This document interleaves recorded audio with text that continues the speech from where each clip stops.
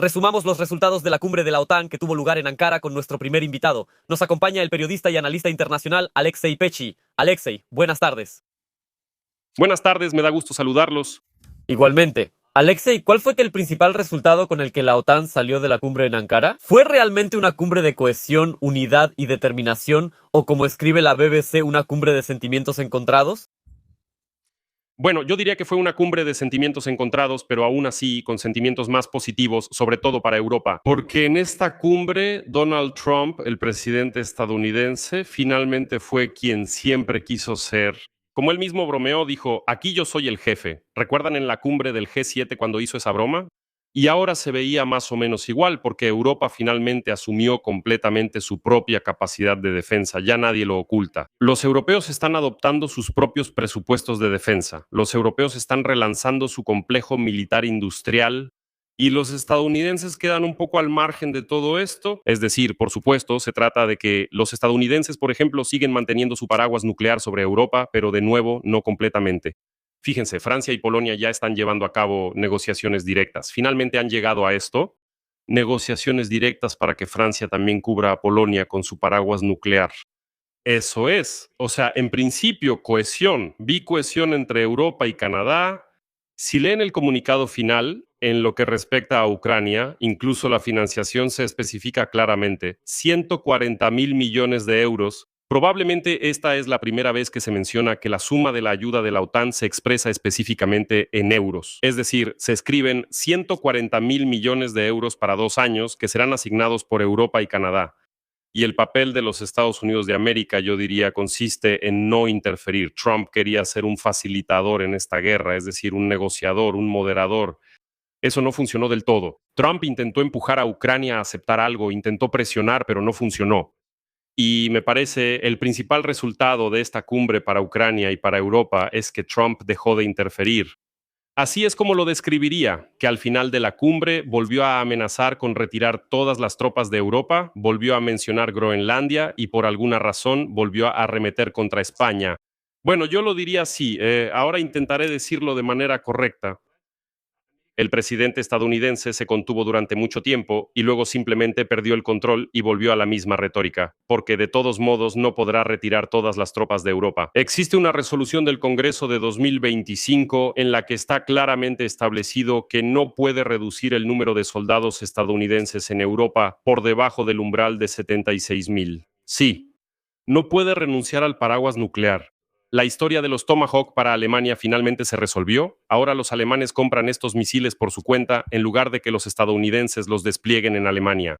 La historia con España terminó con que el abuelo Trump gritó, regañó y al final, sobre el tema del comercio, decía, vamos a romper relaciones comerciales con España, pero cuando regresó a Washington dijo, bueno, no valoramos mucho a los españoles, pero al final están aumentando el gasto en defensa, así que no vamos a romper relaciones comerciales. Ahora, el tema de Groenlandia. Les recuerdo, esto viene desde el primer mandato presidencial de Trump. Si retroceden en el tiempo, él decía lo mismo en su primer mandato. Todo era exactamente igual. Terminó en nada. Eso es a lo que llegamos, él vuelve a recordarlo. Por eso yo diría que es un punto a favor, un gran punto a favor para Europa en esta cumbre. Un gran punto a favor es que Ankara, Turquía, en principio, por fin, bueno, ya se puede decir que se están convirtiendo plenamente en un partidario claro de Ucrania, claro, una pieza clave en la arquitectura de seguridad de toda Europa. Erdogan ya no lo oculta, toma una decisión clara. Este intercambio de S-400 por F-35 es una señal muy clara de que las armas rusas y los lazos con Rusia ya no son tan importantes como para aferrarse a ellos. Erdogan entiende que ya no le conviene, o mejor dicho, le conviene a Putin que Erdogan mantenga al menos algún tipo de vínculo con Moscú, y no como era hace 10 años cuando Erdogan se acercaba tanto a Moscú como a Occidente, eligiendo esa multipolaridad. Se hacía pasar por un puente entre Occidente y Moscú. Ahora entiende que no es él quien lo necesita en primer lugar, sino que es Putin quien lo necesita. Por eso ahora se inclina completamente hacia Trump, apoya sus ideas y así sucesivamente. Por eso, en resumen, veo más aspectos positivos de esta cumbre para Europa. Y esto, Alexei, no interferir, sí, por parte de los Estados Unidos de América, ¿no te pareció que en esta cumbre avanzamos un paso más allá de simplemente no interferir? Porque las licencias para los Patriot, el apoyo a los ataques de largo alcance, algunos incluso al principio interpretaron que Rubio dijo que casi íbamos a ayudar, pero eso, al parecer, fue simplemente una mala traducción. Y luego, el posible cierre del espacio aéreo como garantía de seguridad, eso ya se parece más a ayudar. ¿Por qué digo que él se hizo a un lado y no interfiere? Porque ya lo hemos discutido en transmisiones, existe ese concepto. OTAN 3.0 fue presentada por Marco Rubio durante la campaña electoral de Donald Trump y consiste en que, por cierto, recientemente creo que Mark Rutte también la mencionó, que según dicen, una Europa más fuerte dentro de una OTAN más fuerte. Cuando digo que Trump se acerca y no estorba, me refiero a que no pone obstáculos, él da herramientas. Miren, la financiación es cero. Intentan reducir al mínimo su aporte de dinero a la capacidad de defensa de Europa, pero al mismo tiempo le dan a Europa herramientas. Esa misma licencia para producir Patriot, fíjense, él lo dice claramente, para que luego no se quejen de que no les dimos lo suficiente, tomen la licencia, produzcan, hagan, nosotros simplemente no nos metemos en eso. Es la misma historia con las cuestiones de licencias que recibió Alemania. Alemania obtuvo antes esa licencia para el Patriot, pero durante mucho tiempo no producían esos misiles. ¿Por qué? Y ahí, por cierto, hay una situación anecdótica. El problema no era que no tuvieran capacidad de producción, sino que no había pedidos. Ese era el problema, porque los estadounidenses les ganaban y pusieron las condiciones de que primero producimos y vendemos nosotros y luego tal vez ustedes. No había pedidos. Ahora Alemania lo hará. Ahora muchos dicen que sí, que Ucrania tendrá Patriot de producción propia, ojalá en 2 o 3 años.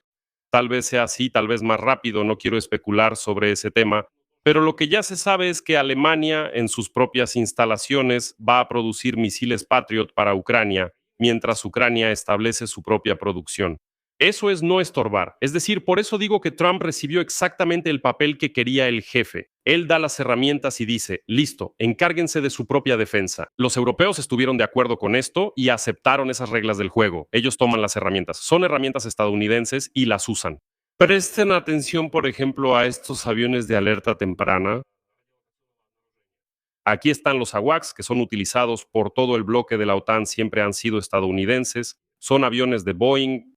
¿Qué se anunció en esta cumbre de la OTAN? Que Europa está encargando 10 nuevos aviones a Suecia, a la compañía Saab. Es decir, incluso en esta cuestión están cambiando a su propia aviación. Poco a poco, pero Europa está pasando completamente a depender de sí misma, por extraño que suene. Y eso que los estadounidenses también siguen presentes. Estados Unidos no se va a ningún lado. Aquí es un gran error pensar que los estadounidenses se están yendo de Europa, retirando tropas, llevándose armas y todo eso. No, la idea de la OTAN 3.0 es que Europa, que se acostumbró después de la Segunda Guerra Mundial, y los estadounidenses básicamente les impusieron este modelo, ustedes desarrollan la economía y nosotros los vamos a proteger. Y así vivió Europa durante muchas décadas. Pero llegó el momento en que Europa no solo necesita desarrollar su economía, sino también defenderse por sí misma. Y seamos también sinceros y objetivos.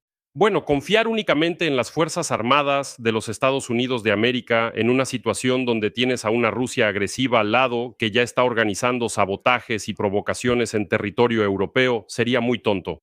Muy tonto, pero había que empujar de alguna manera a los europeos hacia esto, simplemente explicar que existe la amenaza rusa. Desafortunadamente no todos los europeos creen en ella. Y eso lo demuestran las fuerzas de derecha que existen en cada país europeo que de repente empiezan a decir que volvamos a ser amigos y a cooperar con los rusos. Para eso se puede recurrir a Donald Trump, quien dirá que ya o se defienden ustedes mismos o nos vamos y los dejamos solos frente a Rusia. Eso motiva, eso funciona. Ustedes ven los presupuestos de defensa, ven que los europeos empezaron a trabajar en su propia industria militar y a asignar dinero real. Y fíjense, los estadounidenses tampoco dan licencias de producción así nada más. Si se observa con atención, Michael Waltz, creo que fue él quien lo dijo, si no me equivoco, que es el representante de Estados Unidos ante la OTAN. Él es Matthew Whitaker. Recientemente, sí, Matías Whitaker, sí, dijo que sí, Matthew Whitaker dijo recientemente que los europeos empezaron a destinar grandes sumas de dinero a su propio complejo industrial de defensa. Existe un gran riesgo de que ahora realmente vayan a gastar todo ese dinero solo en comprar armas europeas. ¿Y qué pasará con el complejo militar industrial estadounidense, que durante años y décadas vendió sus armas a Europa? Por eso otorgan licencias, por eso trasladan la producción y así sucesivamente para seguir dentro de esta estructura y también estar en este mercado, también para ganar dinero en este mercado. Así que, resumiendo de nuevo, cuando digo que Donald Trump se hace a un lado y no interfiere, no significa que desaparezca por completo del panorama. No, es como ese jefe que da las herramientas. Tomen, háganlo. Los europeos toman las herramientas y lo hacen. En nuestra situación, en la situación de Ucrania, este es un enfoque súper ideal. Si Donald Trump no quiere financiar, si no quiere dar ayuda y así sucesivamente, está bien, solo danos las herramientas y hazte a un lado, nosotros lo haremos por nuestra cuenta. Y fíjense, lo último que voy a decir.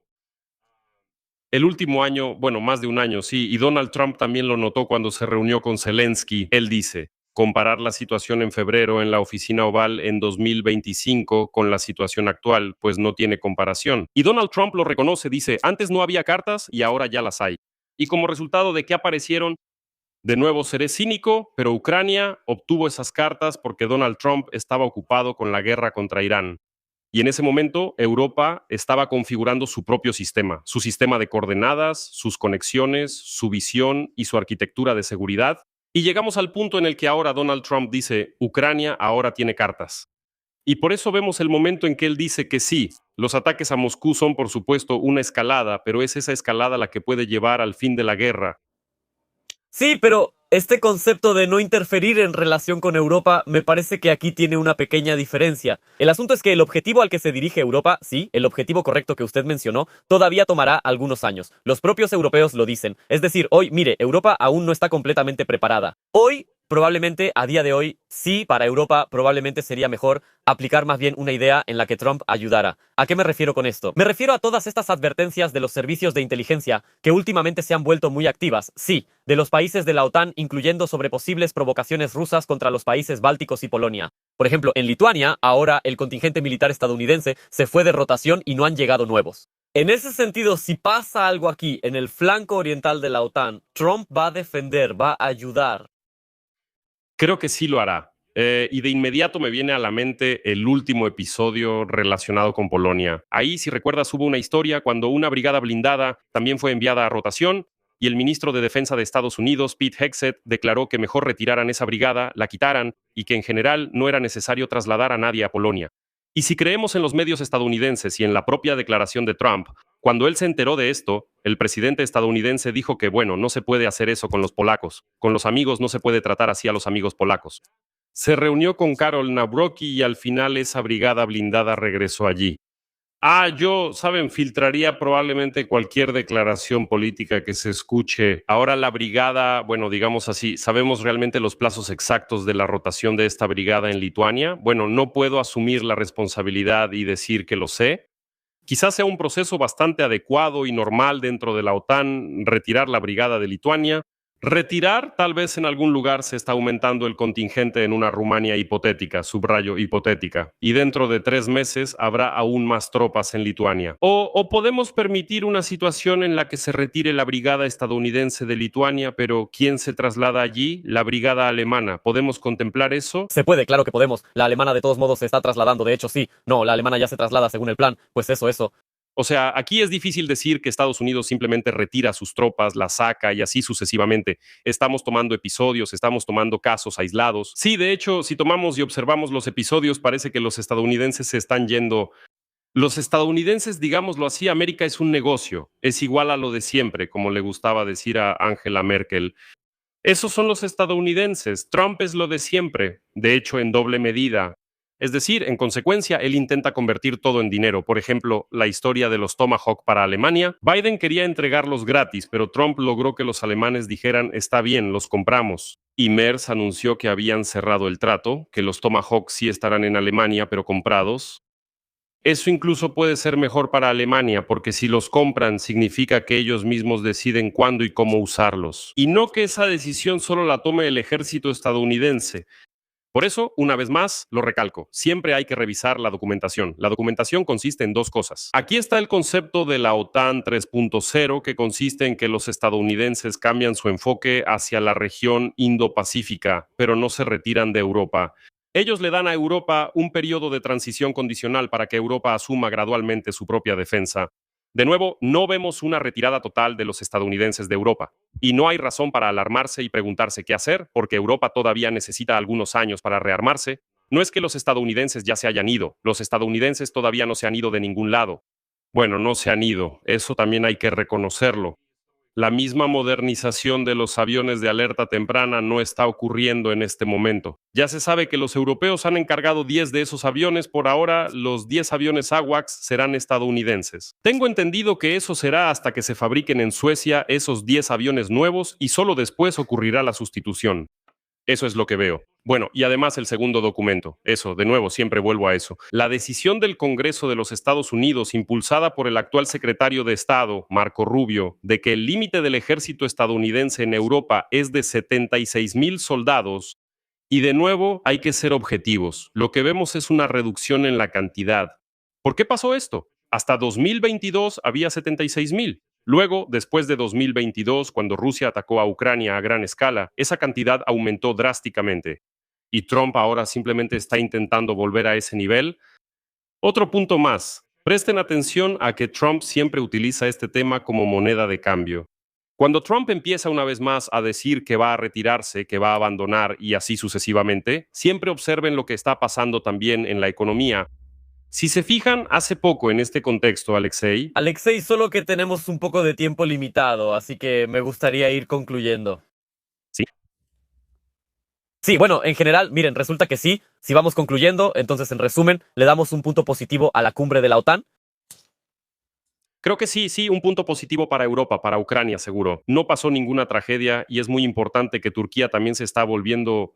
Entendemos claramente que Turquía está completamente del lado de Europa y no hay esos juegos dobles de Recep Tayyip Erdogan. Él no rompe completamente los lazos con Moscú, por supuesto, pero sin embargo rechaza los S-400 y acepta los F-35.